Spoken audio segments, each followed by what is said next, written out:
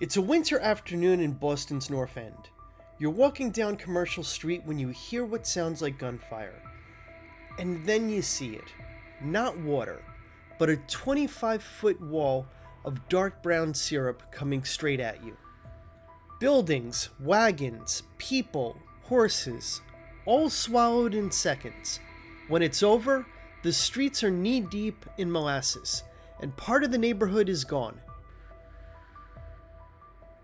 This really happened, Boston, January 15th, 1919.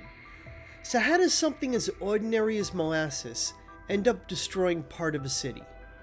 Was it a freak accident, a bizarre quirk of physics, or the predictable result of a company cutting corners until the tank finally gave way? Tonight we're looking at the Great Molasses Flood, what failed, why it was so deadly, and what investigators finally decided was to blame. On Commercial Street stood a steel tank about 50 feet high and 90 feet across, holding over 2 million gallons of molasses. It belonged to United States Industrial Alcohol, which used molasses to make industrial alcohol for liquor and wartime production. At around 12:40 p.m. on January 15th, the tank ruptured. Witnesses heard a roar like an explosion, then watched a wave of molasses up to 25 feet high in some reports tear through the north end.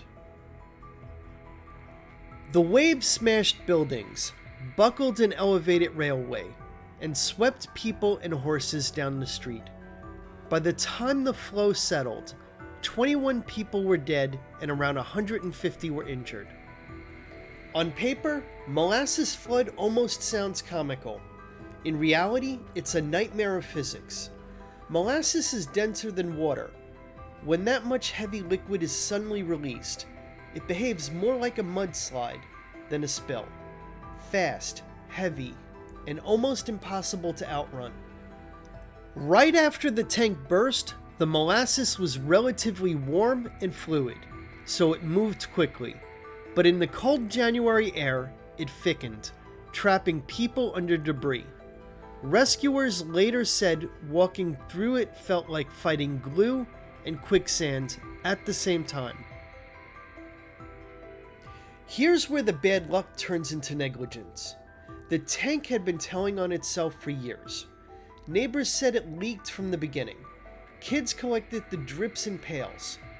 People reported groaning sounds from the steel when it was full. Instead of rebuilding it properly, the company tried to hide the problem. They painted the tank dark brown so the leaks wouldn't show. Later analysis found the steel walls were too thin, the design under-engineered, and no proper pressure testing was done before it was filled. So what finally pushed this bad design over the edge? In the days before the disaster, Boston temperatures swung from freezing to unusually warm. Fresh, warm molasses was pumped into the tank on top of colder, older molasses. That combination likely increased internal pressure, gas from fermentation, thermal expansion of the liquid, all pressing outward on already weakened steel. Cold winter air made the steel more brittle. Thin walls, old cracks, rising pressure. Eventually, the metal reached its limit and tore open. The company didn't rush to admit any of this. United States Industrial Alcohol initially blamed anarchists, claiming the tank had been bombed. This was the era of the Red Scare, when blaming radicals was an easy narrative. Victims and families sued. Over years of testimony, engineers and witnesses dismantled the sabotage story. A court-appointed auditor concluded there was no bomb, just a structurally weak tank, badly designed and poorly tested. The company was found liable and paid substantial damages. But of course, that didn't undo what happened in 1919. Cleaning up was brutal. Molasses covered streets, buildings, and even the harbor. For years, people said the north end still smelled faintly sweet on hot days. The disaster helped push cities and companies towards stricter standards, requiring qualified engineers to sign off on major structures, and making it harder to throw up huge industrial tanks with minimal oversight. So how did molasses destroy a city? Not through anything supernatural or mysterious. It was simple: a massive volume of heavy liquid contained in a badly built tank released all at once into crowded streets. The strange part isn't that the tank failed. It's that so many people heard it groan, saw it leak, and nothing meaningful was done until after it burst.